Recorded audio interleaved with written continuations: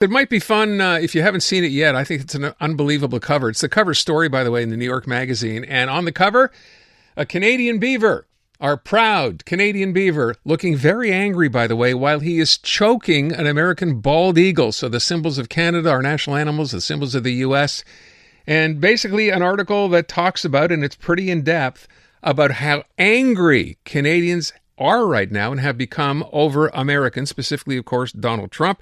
The author of this piece is Simon Van Zuylen-Wood. He's a features writer for New York Magazine. He is on the line. Thanks so much for being here. Appreciate the time today. Of course. Happy to be here. Yeah. So listen, I'm curious from the perspective of an American. We talk about this on a fairly regular basis here. Canada, this whole thing about annexing that Donald Trump kept bringing up. I think all the way back to that initial meeting when Justin Trudeau, who was still the prime minister at the time, I think he became the first world leader to actually show up at Mar-a-Lago to try to appease the president. That didn't go very well. What led you to want to do this? Yeah, I think that's also, for the American audience that's much less clued into Canadian politics, that's probably also the moment where a lot of Americans started perking up their ears and starting to catch wind of the annexation talk and the trollish threats. The average American probably wasn't following the election very closely, but in journalism and in politics and in the circles I run in, when Trudeau steps down amidst this new geopolitical situation between the two countries, and then Carney wins an election that is a referendum on his ability to stand up to Trump, then I started really paying attention, like this dynamic is not going away. And then the more I started looking into it, the more I realized how little I knew about the breadth of the Canadian resistance against America and the depth of the feeling of woundedness, betrayal, hurt, anger. And so once I put those things together, I realized that if I wasn't really clocking it, then our readers in America were definitely not clocking it. And so there was a kind of fascinating story for me to write for the benefit of American audience, whereas I traveled north of the border, stayed basically a month in Canada, traveling around talking to people. And it was like entering a parallel universe, or at least I knew it would be a parallel universe for our readers, who basically were kind of ignorant that this kind of quasi-nationwide reaction had occurred north of the border. It's fascinating that you, beyond just writing of this as an overview, you actually took the time, as you just said, traveled through parts of this country and actually talked to people. What was your biggest surprise? If you knew so little about this going in, what surprised you the most? I think that, first of all, I think Canadians over the last 6 months have gotten used to, the red crush of maple leaf insignia in the grocery store. They've gotten used to canceling and altering travel plans to the States. They've gotten used to a kind of, at least those of them who are interested in the boycott, a kind of low-level resistance and kind of personal economic protectionism that happens every day. And I managed to kind of pivot pretty quickly where, like, I'd go to the grocery store and it wouldn't faze me anymore. I'd go to the LCBO or the SAQ and I would you kind of adjust. What continually surprised me that was the feeling of the sort of the deeper feelings that transcend trade and tariffs, of hurt and betrayal and of anger. And that a lot of people said to me, look, even if, God willing, Trump is gone in 3.5 years and we have President, whatever, Democrat or President J.D. Vance, like, the feeling is not leaving. I remember this bartender I was talking to while I was watching a hockey game. He was like, the trust is broken and the next election won't fix it. And he spoke for a lot of people that I'd talked to. It's interesting you say that. We were talking to somebody the other day and saying maybe the Canadian position here on trade, and this is still obviously very much in the air given that August 1st deadline, but we wondered, some people suggest, I'm not calling it a conspiracy theory, but as a theory, that maybe Canada tries to drag this out as long as it can because Donald Trump will not be able to run again, assuming he doesn't change the Constitution. Let's say that doesn't happen. And therefore, the next administration, whoever that happens to be, can't possibly be as bad as this one. And the answer seems to be no, it can be bad. It could be worse. You agree with that?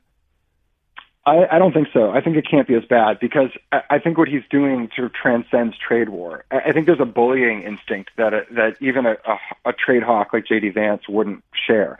You see this with the fentanyl tariffs. They're absurd. There's almost no fentanyl coming in from Canada compared to Mexico. You see this with the annexation talk. His latest open letter to Carney, was just totally out of the blue, storming off at the G7 in Alberta. All this stuff is sort of like immature behavior, in my opinion. And, even the Biden administration was pretty protectionist and took some hard stances with respect to Quebec's dairy industry. There's always this rolling, no pun intended, debate between the two countries on the logging industry and who's screwing who over. Yeah. I think what Trump's doing on the 51st state stuff, like however serious he is, would not be replicated even under a harsh trade hawk president. Can I go back to what you just said? This is the part none of us, when I say none of, we've talked about this quite a few times. This idea of using fentanyl as a bit of a wedge here to say this is why we're doing this to Canada or why we're suggesting these tariffs, because fentanyl is pouring over the borders. Yet you mentioned in your article what you just said now. What is it? 16,000 pounds from Mexico and 58 pounds from Canada. I mean, how long can you get away with that? I mean, and say this is the issue that gives you those emergency powers, if you will. I think what's for me, what's really interesting, if that's the right word, is the question of motivation here. There are aspects of the geopolitics between the two countries where there's like a rational case to be made from the American case, like, NATO spending. There's a lot of people around the globe that say Canada doesn't spend enough on NATO. You could make an argument that, we want them to spend more on Arctic security concerns with, the potential encroachments of Russia or China. But the fentanyl thing clearly suggests that, like, this is some kind of, like, half-baked art of the deal thing where, like, you just say something crazy to move the negotiation position. Obviously, there's no fentanyl problem compared to Mexico. So I remember I was talking to a guy who shall remain unnamed, but he was in the Trump administration doing foreign policy previously, and this is somebody who's sort of pretty plugged in, and I just said, "Can you help me game out the real policy case against Canada?" And he wrote me back. He texted me. He said, "To be honest, I don't think there is an intellectual case here at all." Well, that's good to know. Yeah, great. Okay. There are more people in serious foreign policy circles in and around the Trump administration who talk about Greenland than they do Canada. So, for all the Peter Navarros or Robert Lighthisers who have, trade issues with Canada, none of them have quite gone as far as Trump. So for better or for worse, I think it's a unique paradigm. I don't think that will make Canadians feel any better because this guy's going to be around for a while. Yeah. But I don't think it's an average Republican position even. Okay. I want to go to something else. For people who don't know, we just, we sometimes tend to focus on the present, don't really look back much. But you actually point out in your piece, and I thought this was really interesting, Simon, this Canada-U.S. situation where, Donald Trump is talking about annexation, this goes back in American history hundreds of years, this idea about invading Canada, taking over Canada. This is nothing necessarily new. Yeah, the only thing that might make Canadians feel better is that what Trump is doing now is quite mild compared to what happened in the 18th and 19th centuries. It started with George Washington and the Continental Congress when the United States had their revolution against the Redcoats. They assumed that the colonized Quebecois of New France, of former New France, would want to join their revolution against England, and they wanted Canada to be the 14th colony. And repeatedly, the Canadians, the French Canadians, and then their British overlords rebuffed the American attempts, whether those were diplomatic or military attempts. And throughout the 19th century, you saw these really aggressive expansionist efforts by the Americans, whether that was trying to sort of take over the territory through Alaska, whether it was other parts of Canada, whether it was the War of 1812. The Americans were defeated basically at every turn militarily, and ended up not managing to annex Canada. But it was a really aggressive, and Americans always thought they could do it. They'd always say, "Oh, they'll fall right into our hands. Their army's so much smaller. They have so many fewer people," and they never quite managed to do it. By the 20th century, that calmed down. But I was surprised myself to learn the history. I didn't know it. I learned it in the last few months. I was sad because they weren't teaching that to me in high school history class, this sort of zealous annexation sentiment. So actually what Trump's doing is like fairly mild compared to the old stuff. So take that for what you will. When after you finished doing this and putting in the legwork and the research, did it reinforce your sort of feelings about Canadians as being a polite people and being, what we always, of course, have been sort of told we are? Did you get that sense? Yes and no. I mean, I think part of the premise of the article is it takes a special kind of belligerence to piss off the friendliest people on the planet, and America's done that. So and so in part, it's like no more Mr. Nice Guy. Secondly, you tell me, politeness and niceness are different in a way, and I'm sure the politeness is always something that is more manners than true feelings, and I'm sure Canadians have long had resentments for the United States that they're just too polite to say. But I also think the way it's being waged, I mean, still, Canadians are still giving Americans the time of day when Americans probably don't deserve it. I mean, Carney will send these respectful letters back to Trump. They tried to roll out the red carpet and say all the right things in Alberta, and then he, has a temper tantrum basically and storms off.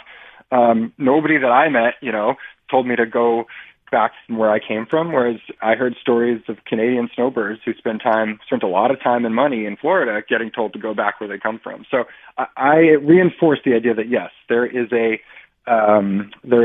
politeness and a respect that Canadians have, but clearly they've been pushed to the edge, and I think there are many people in Canada who may never return, and so I kind of wanted to bring that message down south of the border. Listen, I hope it opens some eyes, because you're right. I think I agree off the top when you said, you know what, I don't think most Americans knew or understood what exactly was going on here, so maybe this will help. I want to ask you one last thing, Simon. After all this time that you spent here and writing and researching this piece, any thoughts on moving to Canada? TBD. I think I'm better. Well, first of all, we have to see if the Canadians even want the Americans to come up soon. So let's TBD. But I had a wonderful time, and it only made me curious to explore the country more and understand it in all its diversity. So I hope you'll have me back again soon.